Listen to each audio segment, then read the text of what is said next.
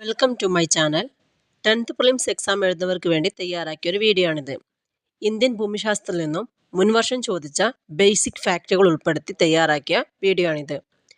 Indian ജോഗ്രഫിയുടെ basic ഫാക്റ്റിൽ നിന്നും മുൻവർഷത്തിലുള്ള എല്ലാ ചോദ്യപേപ്പറിലും നമുക്ക് ചോദ്യങ്ങൾ കാണാവുന്നതാണ്. ഈ ഭാഗത്തു നിന്നുള്ള ചോദ്യങ്ങൾ നമുക്ക് ഉറപ്പിക്കാവുന്നൊരു ചോദ്യമാണ്. നമ്മളിത് പഠിച്ചിട്ടുണ്ടെങ്കിൽ നമുക്ക് എന്തായാലും ഇതിൽ നിന്ന് നമുക്ക് ക്വസ്റ്റ്യൻ കിട്ടും. അതുകൊണ്ട് പരീക്ഷ എഴുതാൻ പോകുന്നവർ തീർച്ചയായിട്ടും ഈ ഭാഗം പഠിച്ചിരിക്കണം. ഈ വീഡിയോ നിങ്ങൾക്ക് ഇഷ്ടപ്പെടുകയാണെങ്കിൽ ലൈക്കും സബ്സ്ക്രൈബും ചെയ്യണേ. വീഡിയോ ഉപകാരമെന്ന് തോന്നുകയാണെങ്കിൽ നിങ്ങളുടെ ഫ്രണ്ട്സിനും കൂടെ ഷെയർ ചെയ്ത് കൊടുക്കണേ. അപ്പം നമുക്ക് വീഡിയോയിലേക്ക് പോകാം. ഒന്നാമത്തെ ചോദ്യം ഇതാണ്: ഇന്ത്യയുടെ സാമ്പത്തിക അതിർത്തിയിൽ ഉൾപ്പെടാത്തത്. ആൻസർ ഓപ്ഷൻ സി, ഇന്ത്യക്കകത്തുള്ള മറ്റ് രാജ്യത്തിൻ്റെ എംബസികളും ഹൈക്കമ്മീഷനുകളും ഇന്ത്യൻ സാമ്പത്തിക അതിർത്തിയിൽ ഉൾപ്പെടാത്തതാണ്. അപ്പോൾ ഇന്ത്യൻ സാമ്പത്തിക അതിർത്തിയിൽ ഉൾപ്പെടുന്നവയാണ് വ്യോമാതിർത്തി, ജലാതിർത്തി. മറ്റൊരു രാജ്യത്തിൽ സ്ഥിതി ചെയ്യുന്ന രാജ്യത്തിൻ്റെ എംബസികളും ഹൈക്കമ്മീഷനുകളും കസ്റ്റംസ് നിയന്ത്രണത്തിന് കീഴിലുള്ള ഓഫ് ഷോർ സംരംഭങ്ങൾ നടത്തുന്ന ഫ്രീ സോണുകളൊക്കെ ഇന്ത്യൻ സാമ്പത്തിക അതിർത്തിയിൽ ഉൾപ്പെടുന്നതാണ്. അപ്പോൾ നമുക്ക് ഇന്ത്യയുടെ അതിർത്തി ഏതൊക്കെയാണെന്ന് നോക്കാം. ഇന്ത്യയുടെ അക്ഷാംശ വ്യാപ്തി കന്യാകുമാരി വരെ 8 ഡിഗ്രി 4 മിനിറ്റ് വടക്ക് മുതൽ 37 ഡിഗ്രി 6 മിനിറ്റ് വടക്ക് വരെയാണ്. ഇന്ത്യയുടെ തെക്കേ അറ്റത്ത് സ്ഥിതി ചെയ്യുന്ന ആൻഡമാനെ കൂടി ഉൾപ്പെടുത്തുകയാണെങ്കിൽ, അതായത് ഇന്ദിരാ പോയിന്റ് വരെയാണെങ്കിൽ ഇന്ത്യയുടെ അക്ഷാംശ വ്യാപ്തി 6 ഡിഗ്രി 45 വടക്ക് മുതൽ 37 ഡിഗ്രി 6 മിനിറ്റ് വടക്ക് വരെയാണ്. എന്നാൽ ഇന്ത്യയുടെ രേഖാംശത്തിൻ്റെ വ്യാപ്തി 68 ഡിഗ്രി 7 മിനിറ്റ് കിഴക്ക് മുതൽ 97 ഡിഗ്രി 25 മിനിറ്റ് കിഴക്ക് വരെയാണ്. ഇതൊക്കെ ഇടയ്ക്ക് ചോദിക്കാറുണ്ട് കേട്ടോ. ഇന്ത്യയുടെ ആകെ വിസ്തീർണം എന്ന് പറയുന്നത് 32,87,263 ചതുരശ്ര കിലോമീറ്റർ ആണ്. ഇന്ത്യയുടെ തെക്ക് വടക്ക് ദൂരം എന്ന് പറയുന്നത് 32,14 കിലോമീറ്റർ ആണ്. ഇന്ത്യയുടെ കിഴക്ക് പടിഞ്ഞാറ് ദൂരം എന്ന് പറഞ്ഞാൽ 29,33 കിലോമീറ്റർ ആണ്. ഇന്ത്യയുടെ വടക്കേ അറ്റം ഇന്ദിരാ കോൾ ജമ്മു കാശ്മീരിലാണ്. ഇന്ത്യയുടെ തെക്കേ അറ്റം, അതായത് ഇന്ത്യൻ യൂണിയൻ്റെ തെക്കേ അറ്റം എന്ന് പറയാം, ഇന്ദിരാ പോയിന്റ് എന്നറിയപ്പെടും. ഇതിനെ പിഗ്മാലിയൻ പോയിന്റ് എന്നും പാർസൺ പോയിന്റ് എന്നും അറിയപ്പെടുന്നു. ഗ്രേറ്റ് നിക്കോബാറിലാണിത്. ഇന്ത്യയുടെ കിഴക്കേ അറ്റം കിബിത്തുവാണ്, അരുണാചൽ പ്രദേശിലാണ്. ഇന്ത്യയുടെ പടിഞ്ഞാറേ അറ്റം ഗുവാർമോത്തി, ഗുജറാത്തിലാണ്. ഉപദ്വീപീയ ഇന്ത്യയുടെ തെക്കേ അറ്റം എന്ന് ചോദിച്ചിട്ടുണ്ടെങ്കിൽ അത് കന്യാകുമാരിയാണ്, തമിഴ്നാട്ടിലാണ് കന്യാകുമാരി സ്ഥിതി ചെയ്യുന്നത്. ഇന്ത്യയുടെ കര അതിർത്തി 15,106.7 കിലോമീറ്റർ ആണ്. അല്ലെങ്കിൽ നമുക്ക് ചിലപ്പോൾ 15,200 കിലോമീറ്റർ എന്നും വരാറുണ്ട് കേട്ടോ. ഇന്ത്യയുടെ കടൽ തീരത്തിൻ്റെ ദൈർഘ്യം എന്ന് പറയുന്നത് 7,516.6 കിലോമീറ്റർ ആണ്. ഇത് ആൻഡമാൻ നിക്കോബാർ ലക്ഷദ്വീപിൻ്റെ തീരദേശമൊക്കെ ഉൾപ്പെടുത്തിയിട്ടാണ് നമ്മൾ ഈ പറയുന്നത് കേട്ടോ, ഇന്ത്യയുടെ കടൽ തീരം പറയുന്നത്. ഇന്ത്യയുമായി അതിർത്തി പങ്കിടുന്ന രാജ്യങ്ങളുടെ എണ്ണം 9 ആണ്. ഇന്ത്യയുമായി ഏറ്റവും കൂടുതൽ കര അതിർത്തിയുള്ള രാജ്യം എന്ന് ചോദിച്ചിട്ടുണ്ടെങ്കിൽ ബംഗ്ലാദേശാണ്. 40,96.7 കിലോമീറ്റർ ആണ് ബംഗ്ലാദേശ് ഇന്ത്യയുമായിട്ട് കര അതിർത്തി പങ്കിടുന്നത്. ഇന്ത്യയുമായി ഏറ്റവും കുറച്ച് കര അതിർത്തി പങ്കിടുന്ന രാജ്യം എന്ന് പറഞ്ഞാൽ അഫ്ഗാനിസ്ഥാൻ, 106 കിലോമീറ്റർ ആണ്. ഇനി അതുപോലെ തന്നെ ഇന്ത്യൻ ഉപഭൂഖണ്ഡത്തിൽ 7 രാജ്യങ്ങളാണുള്ളത്. ഇന്ത്യ, പാകിസ്ഥാന്, നേപ്പാള്, ഭൂട്ടാന്, ബംഗ്ലാദേശ്, ശ്രീലങ്ക, മാലദ്വീപ്സ്, ഇവയെല്ലാം കൂടുന്നതാണ് ഇന്ത്യൻ ഉപഭൂഖണ്ഡം എന്ന് പറയുന്നത്. ഇന്ത്യൻ ഉപഭൂഖണ്ഡത്തിൽ 7 രാജ്യങ്ങളാണ് ഉൾക്കൊള്ളുന്നത്. എന്നാൽ ഇന്ത്യയുടെ അയൽ രാജ്യങ്ങളാണ് പാകിസ്ഥാന്, അഫ്ഗാനിസ്ഥാന്, ചൈന, നേപ്പാള്, ഭൂട്ടാന്, മ്യാൻമർ, ബംഗ്ലാദേശ്. ഇന്ത്യയുടെ തെക്ക് സമുദ്രത്താൽ ചുറ്റപ്പെട്ട് കിടക്കുന്ന അയൽ രാജ്യങ്ങളാണ് ശ്രീലങ്കയും മാലദ്വീപ്സും. ഇന്ത്യയുടെ ഏറ്റവും വലിയ അയൽ രാജ്യമാണ് ചൈന എന്ന് പറയുന്നത്. ഇന്ത്യയും പാകിസ്ഥാനും തമ്മിലുള്ള അതിർത്തി രേഖയാണ് റാഡ്ക്ലിഫ് രേഖ. ഇന്ത്യയും ചൈനയും തമ്മിലുള്ള അതിർത്തി രേഖയാണ് മക്മോഹൻ രേഖ. ഇന്ത്യയും ശ്രീലങ്കയും തമ്മിലുള്ള അതിർത്തി രേഖയാണ് പാക് കടലിടുക്ക്. ഇന്ത്യയും മാലദ്വീപ്സും തമ്മിലുള്ള അതിർത്തി രേഖയാണ് 8 ഡിഗ്രി ചാനൽ. പാകിസ്ഥാനും അഫ്ഗാനിസ്ഥാനും തമ്മിലുള്ള അതിർത്തി രേഖയാണ് ഡ്യൂറൻഡ് രേഖ എന്ന് പറയുന്നത്. ഏറ്റവും കൂടുതൽ സമുദ്രതീരമുള്ള സംസ്ഥാനം ഗുജറാത്താണ്. ഏറ്റവും കുറവ് സമുദ്രതീരമുള്ള സംസ്ഥാനം ഗോവയാണ്. ഏറ്റവും കൂടുതൽ സമുദ്രതീരമുള്ള ദക്ഷിണേന്ത്യൻ സംസ്ഥാനം ആന്ധ്രാപ്രദേശാണ്. ദക്ഷിണേന്ത്യയിൽ കടൽ തീരമില്ലാത്ത സംസ്ഥാനം തെലങ്കാനയാണ്. അടുത്ത ക്വസ്റ്റ്യൻ: 1959 റഷ്യയുടെ സാങ്കേതിക സഹായത്തോടെ സ്ഥാപിച്ച ഇരുമ്പുരുക്ക് ശാല ഇന്ത്യയിൽ എവിടെയാണ് സ്ഥിതി ചെയ്യുന്നത്? Answer option A, Durg. ഇന്ത്യയിലെ പ്രധാന ഇരുമ്പുരുക്ക് വ്യവസായശാലകളും അവ സ്ഥിതി ചെയ്യുന്ന സ്ഥലവും അവയുടെ പ്രധാനപ്പെട്ട സവിശേഷതകളും നോക്കാം. ഒന്നാമത് ടിസ്കോയാണ്. ടാറ്റ ഇരുമ്പുരുക്ക് കമ്പനിയാണ്. അത് ജാർഖണ്ഡിലെ ജംഷഡ്പൂരിലാണ് സ്ഥിതി ചെയ്യുന്നത്. ഏറ്റവും വലിയ സ്വകാര്യ മേഖല ഇരുമ്പുരുക്ക് വ്യവസായശാലയാണ് ടിസ്കോ എന്ന് പറയുന്നത്. രണ്ടാമത് ഇസ്കോയാണ്. ഇന്ത്യൻ അയേൺ ആൻഡ് സ്റ്റീൽ കമ്പനിയാണ്. ഇത് പശ്ചിമ ബംഗാളിലെ കുൾട്ടി, ബർണപൂര്, ഹിരാപൂർ എന്നിവയിലാണ് സ്ഥിതി ചെയ്യുന്നത്. പൊതുമേഖലയിലെ ആദ്യ ഇരുമ്പുരുക്ക് വ്യവസായശാലയാണ് ഇസ്കോ എന്ന് പറയുന്നത്. Visvesvaraya iron and steel work limited VISL എന്ന് പറയും. ഭദ്രാവതിയിലാണ്, കർണാടകയിലെ ഭദ്രാവതിയിലാണ്. ദക്ഷിണേന്ത്യയിലെ തന്നെ ആദ്യത്തെ ഇരുമ്പുരുക്ക് വ്യവസായശാലയാണ് VISL എന്ന് പറയുന്നത്. അടുത്ത ഭിലായ് സ്റ്റീൽ പ്ലാന്റ് ആണ്. അത് ഛത്തീസ്ഗഡിലെ ദുർഗിലാണ് സ്ഥിതി ചെയ്യുന്നത്. 1959 റഷ്യയുടെ സാങ്കേതിക സഹായത്തോടെ സ്ഥാപിച്ച സ്റ്റീൽ പ്ലാന്റ് ആണ് ഭിലായ് സ്റ്റീൽ പ്ലാന്റ്. അടുത്ത റൂർക്കേല സ്റ്റീൽ പ്ലാന്റ് ഒഡീഷയിലെ സുന്ദർഗഡിലാണ് സ്ഥിതി ചെയ്യുന്നത്. 1959 ജർമ്മനിയുടെ സാങ്കേതിക സഹായത്തോടെ സ്ഥാപിച്ച ഇരുമ്പുരുക്ക് ശാലയാണ് റൂർക്കേല സ്റ്റീൽ പ്ലാന്റ്. അടുത്ത ദുർഗാപൂർ സ്റ്റീൽ പ്ലാന്റ് പശ്ചിമ ബംഗാളിലെ ദുർഗാപൂരിലാണ് സ്ഥിതി ചെയ്യുന്നത്. 1962 UK സാങ്കേതിക സഹായത്തോടെ പ്രവർത്തനം ആരംഭിച്ചതാണ്. അടുത്ത ബൊക്കാറോ സ്റ്റീൽ പ്ലാന്റ് ജാർഖണ്ഡിലെ ബൊക്കോറ എന്ന സ്ഥലത്ത് തന്നെയാണ്. 1964 റഷ്യയുടെ സാങ്കേതിക സഹായത്തോടെ ആരംഭിച്ച ഇരുമ്പുരുക്ക് ശാലയാണ് ബൊക്കാറോ സ്റ്റീൽ പ്ലാന്റ്. അടുത്ത ക്വസ്റ്റ്യൻ, ഡക്കാൻ പീഠഭൂമിയുടെ കിഴക്ക് ഭാഗത്തുള്ള മലനിര. ആൻസർ ഓപ്ഷൻ ഡി, പൂർവഘട്ടം. ദശലക്ഷക്കണക്കിന് വർഷങ്ങൾക്ക് മുമ്പ് ലാവ ഒഴുകിപ്പരന്നുണ്ടായ ബസാൾട്ട്, ഗ്രാനൈറ്റ്, നൈസ് തുടങ്ങിയ പരൽ രൂപ ശിലകളാണ് ഡക്കാൻ പീഠഭൂമിക്ക് രൂപം നൽകുന്നത്. ഡക്കാൻ പീഠഭൂമിയുടെ വടക്ക് പടിഞ്ഞാറ് ഭാഗം ബസാൾട്ട് എന്ന ലാവാശിലകളാൽ നിർമ്മിതമാണ്. ഈ മേഖലയെ ഡക്കാൻ ട്രാപ്പ് എന്ന് വിളിക്കുന്നു. ബസാൾട്ട് ശിലകൾക്ക് അപക്ഷയം സംഭവിച്ച് രൂപം കൊള്ളുന്ന കറുത്ത മണ്ണാണ് ഈ മേഖലയുടെ സവിശേഷത. റിഗർ മണ്ണ് എന്നറിയപ്പെടുന്ന ഫലപുഷ്ടിയും ജലസംഭരണ ശേഷിയുമുള്ള ഈ മണ്ണ് വേനലിലും കാർഷിക വിളകൾക്ക് സംരക്ഷണമേകുന്നു. പരുത്തി കൃഷിക്ക് ഏറെ പ്രയോജനപ്രദമായതിനാൽ ഈ മണ്ണിന് കറുത്ത പരുത്തി മണ്ണ് എന്നും പേരുണ്ട്. ചുണ്ണാമ്പ്, മഗ്നീഷ്യം, ഇരുമ്പ്, അലൂമിനിയം തുടങ്ങിയ ധാതു ലവണങ്ങൾ റിഗർ മണ്ണിന്റെ പ്രത്യേകതയാണ്.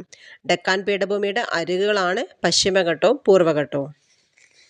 കേരളത്തിന് കിഴക്ക് ഭാഗത്തായി സ്ഥിതി ചെയ്യുന്ന സഹ്യപർവ്വതത്തെ പൊതുവായിട്ട് പശ്ചിമഘട്ടം എന്നാണ് വിളിക്കുന്നത്. തെക്ക് കന്യാകുമാരി മുതൽ വടക്ക് ഗുജറാത്ത് വരെ ഏകദേശം 1600 കിലോമീറ്റർ നീളത്തിൽ വ്യാപിച്ചു കിടക്കുന്നു. ഈ മലനിലയാണ് ഡക്കാൻ പീഠഭൂമിയുടെ പടിഞ്ഞാറൻ അരിക്. വടക്ക് നിന്നും തെക്കോട്ട് എന്ന ക്രമത്തിൽ ഈ പർവ്വതനിരയുടെ ഉയരം കൂടി വരുന്നു. ഉപദ്വീപീയ ഇന്ത്യയിലെ തന്നെ ഏറ്റവും ഉയരമുള്ള കൊടുമുടിയായ ആനമുടി 2695 മീറ്റർ പശ്ചിമഘട്ടത്തിലെ ആനമലയിലാണ്. കേരളത്തിൽ ആനമല, ഏലമല എന്നീ പേരുകളിലും അറിയപ്പെടുന്ന പശ്ചിമഘട്ട നിരയ്ക്ക് കർണാടകം, തമിഴ്നാട് ഭാഗത്ത് നീലഗിരി എന്നും മഹാരാഷ്ട്രയിൽ സഹ്യാദ്രി എന്നുമാണ് പേര്. തമിഴ്നാട്ടിലെ നീലഗിരിയിൽ ഉൾപ്പെടുന്ന ദോഡാബെട്ട 2637 മീറ്റർ ഈ മേഖലയിലെ മറ്റൊരു പ്രധാനപ്പെട്ട കൊടുമുടിയാണ്. ഇത് പശ്ചിമഘട്ടത്തിലെ രണ്ടാമത്തെ ഹൈറ്റ് കൂടിയ കൊടുമുടിയാണ് ദോഡാബെട്ട. 2637 മീറ്റർ ആണ്. ഇത് പുതിയ SCERTയിലെ ഫാക്റ്റുകളാണ് ഈ പറയുന്നത്. ഉപദ്വീപീയ നദികളിലേറെയും ഉത്ഭവിക്കുന്നത് പശ്ചിമഘട്ടത്തിൽ നിന്നാണ്. പശ്ചിമഘട്ടത്തെ അപേക്ഷിച്ച് താരതമ്യേന ഉയരം കുറഞ്ഞ ജാവടി കുന്നുകൾ, പാൽക്കൊണ്ട മല, നല്ലമല, മഹേന്ദ്രഗിരി തുടങ്ങിയ മലകൾ ഉൾക്കൊള്ളുന്ന നിരയാണ് പൂർവ്വഘട്ടം. ഒഡീഷയിലെ മഹാനദി തടം മുതൽ തമിഴ്നാട്ടിലെ നീലഗിരി നിരകൾ വരെ ഏകദേശം 800 കിലോമീറ്ററാണ് പൂർവ്വഘട്ടത്തിൻ്റെ ആകെ നീളം. കിഴക്കോട്ടൊഴുകുന്ന ഉപദ്വീപീയ നദികൾ പൂർവ്വഘട്ടത്തിൻ്റെ തുടർച്ച നഷ്ടപ്പെടുത്തി കിഴക്കൻ തീരസമതലത്തിലൂടെ ഒഴുകുന്നു. പശ്ചിമഘട്ടവും പൂർവ്വഘട്ടവും നീലഗിരി കുന്നുകളിൽ സംഗമിക്കുന്നു. അടുത്ത ക്വസ്റ്റ്യൻ, സിന്ധു നദിയുടെ പോഷക നദികൾ താഴെ കൊടുത്തിരിക്കുന്നതിൽ ശരിയായത് ഏത്? Answer option A, Jhelum, Chenab, Ravi, Beas, Sutlej. ഇന്ത്യയിലെ നദികളെ പ്രധാനമായും രണ്ടായി തിരിച്ചിട്ടുണ്ട്: ഹിമാലയ നദികളെന്നും ഉപദ്വീപീയ നദികളെന്നും. ഹിമാലയ നദികളാണ് സിന്ധു, ഗംഗ, ബ്രഹ്മപുത്ര. ഹിമാലയ നദികളുടെ പ്രധാന പ്രത്യേകത എന്ന് വെച്ചാൽ ഹിമാലയ പർവ്വതനിരകളിൽ നിന്നാണ് ഉത്ഭവിക്കുന്നത്. അതിവിസ്തൃതമായ വൃഷ്ടിപ്രദേശം ഉണ്ടായിരിക്കും. അതിശക്തമായ അപരദന തീവ്രത ഉണ്ടായിരിക്കും. പർവ്വത മേഖലകളിൽ ഗിരികന്ധരങ്ങൾ സൃഷ്ടിക്കുകയും സമതലങ്ങളിൽ വളഞ്ഞു പുളഞ്ഞു ഒഴുകുകയും ചെയ്യും. ഉയർന്ന ജലസേചന ശേഷി ഉണ്ടായിരിക്കും. സമതല പ്രദേശങ്ങൾ ഉൾനാടൻ ജലഗതാഗതത്തിന് സാധ്യതയുണ്ടായിരിക്കും. ഉപദ്വീപീയ നദികൾ ഉപദ്വീപീയ പീഠഭൂമിയിലെ മലനിരകളിൽ നിന്ന് ഉത്ഭവിക്കുന്ന താരതമ്യേന വിസ്തൃതി കുറഞ്ഞ വൃഷ്ടിപ്രദേശമായിരിക്കും. അപരദന തീവ്രത താരതമ്യേന കുറവായിരിക്കും. കാഠിന്യമേറിയ ശിലകളിലൂടെ ഒഴുകുന്നതിനാൽ അഗാധ താഴ്വരകൾ സൃഷ്ടിക്കപ്പെടുന്നില്ല. കുറഞ്ഞ ജലസേചന ശേഷിയാണ് ഇവർക്കുള്ളത്. ഉൾനാടൻ ജലഗതാഗതത്തിന് സാധ്യത താരതമ്യേന കുറവാണ്. ഇനി പ്രധാനപ്പെട്ട ഹിമാലയൻ നദികളാണ് സിന്ധു, ഗംഗ, ബ്രഹ്മപുത്ര എന്നുള്ള പറഞ്ഞു. ഇന്ത്യയിലെ ഏറ്റവും നീളം കൂടിയ നദിയാണ് ഗംഗ. ഇന്ത്യയിലെ ഏറ്റവും കൂടുതൽ ജലം ഉൾക്കൊള്ളുന്ന നദിയാണ് ബ്രഹ്മപുത്ര. ഉപദ്വീപീയ നദിയിലെ ഏറ്റവും നീളം കൂടിയ നദിയാണ് ഗോദാവരി. ഇന്ത്യയിലെ തന്നെ ഏറ്റവും നീളം കൂടിയ രണ്ടാമത്തെ നദി എന്ന് ചോദിച്ചിട്ടുണ്ടെങ്കിൽ അത് ഗോദാവരിയാണ്. സിന്ധു നദിയുടെ ഉത്ഭവം എന്ന് പറയുന്നത് ബോഖാച്ചൂർ ഗ്ലേസിയർ ആണ്. മാൻസരോവറിലെ ബോഖാച്ചൂർ ഗ്ലേസിയർ ആണ്. പടിഞ്ഞാറോട്ട് ഒഴുകുന്ന ഏക ഹിമാലയ നദിയാണ് സിന്ധു. അറബിക്കടലിൽ പതിക്കുന്ന ഏക ഹിമാലയ നദിയും സിന്ധു ആണ്. സിന്ധു നദിയുടെ പോഷക നദികളാണ് പഞ്ചനദികൾ എന്നറിയപ്പെടുന്ന ചലം, ചെനാബ്, രവി, ബിയാസ്, സത്ലജ്. പാകിസ്ഥാന്റെ ജീവരേഖ എന്നറിയപ്പെടുന്ന സിന്ധുവിനെയാണ്. പാകിസ്ഥാന്റെ ദേശീയ നദിയും സിന്ധുവാണ്. പഞ്ചനദികളുടെ നാട് എന്നറിയപ്പെടുന്ന സംസ്ഥാനം പഞ്ചാബാണ്. ഏറ്റവും തെക്കു ഭാഗത്തുള്ള സിന്ധുവിൻ്റെ പോഷക നദി സത്ലജാണ്. സിന്ധു നദിയുടെ പൂർണ്ണമായും ഇന്ത്യയിലൂടെ ഒഴുകുന്ന പോഷക നദിയാണ് ബിയാസ്. സിന്ധു നദിയുടെ ഇന്ത്യയിലൂടെ ഒഴുകുന്നവയിൽ ഏറ്റവും നീളം കൂടിയ പോഷക നദി സത്ലജാണ്. സിന്ധു നദി ഒഴുകുന്ന ഏക ഇന്ത്യൻ സംസ്ഥാനം ജമ്മു കാശ്മീരാണ്. സിന്ധു നദി ചുറ്റി ഒഴുകുന്ന ഇന്ത്യയിലെ പട്ടണം ലേ ആണ്. സിന്ധു നദീജല കരാർ ഒപ്പുവെച്ചത് 1960 സെപ്റ്റംബർ 19 കറാച്ചിയിൽ വെച്ചിട്ടാണ്. സിന്ധു നദീജല കരാർ ഒപ്പുവെച്ച രാജ്യങ്ങൾ ഇന്ത്യയും പാകിസ്ഥാനുമാണ്. അതിന് മധ്യസ്ഥം വഹിച്ചത് ലോകബാങ്കാണ്. ശ്രീനഗർ സ്ഥിതി ചെയ്യുന്ന നദീതീരം ചലമാണ്. കിഷൻ ഗംഗ ജലവൈദ്യുത പദ്ധതി സ്ഥിതി ചെയ്യുന്നത് ചലം നദിയിലാണ്. ബഗ്ലിഹാർ ഡാം സ്ഥിതി ചെയ്യുന്നത് ചിനാബ് നദിയിലാണ്. പോങ് ഡാങ് സ്ഥിതി ചെയ്യുന്നത് ബിയാസ് നദിയിലാണ്. ഗംഗ ഇന്ത്യയുടെ ദേശീയ നദിയാണ്. ഗംഗയെ ദേശീയ നദിയായി പ്രഖ്യാപിച്ചത് 2008 നവംബർ 4 ഗംഗയുടെ ഉത്ഭവസ്ഥാനം ഗംഗോത്രി ഗ്ലേസിയറിലെ ഗായ്മു ഗുഹയാണ്. ഗംഗാ നദി ബംഗ്ലാദേശിൽ വിളിക്കുന്ന പേര് പത്മയാണ്. കീർത്തിനാശിനി എന്ന് ബംഗ്ലാദേശിൽ അറിയപ്പെടുന്ന നദിയും ഗംഗ തന്നെയാണ്. തിബറ്റിൽ ബ്രഹ്മപുത്രയുടെ പേര് സാങ്പോ.